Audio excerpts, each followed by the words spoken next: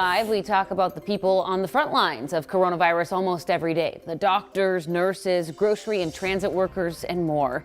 Well, now a proposed bill would make sure those workers get thousands of dollars in hazard pay as they continue to work in the face of COVID-19. So question for you. Do you think all essential employees should get hazard pay? You can let us know using the hashtag Sunrisers. Meanwhile, Senate Democrats, they want a Heroes Fund to be part of the next phase of the congressional response to coronavirus. The fund, championed by Senator Chuck Schumer, would provide certain essential employees making less than $200,000 a year up to $25,000 in hazard pay from the federal government for the rest of the year. Those making more than $200,000 could receive $5,000 in hazard pay. Now, Schumer hasn't said exactly how much the plan would cost, but said last week that larger corporations would be expected to foot the bill for the pay hike. Smaller business would get funding from the federal government.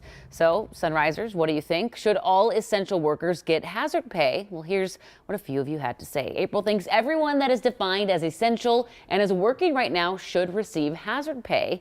And Jody agrees, but said, I think my employer should be paying me that, not the government.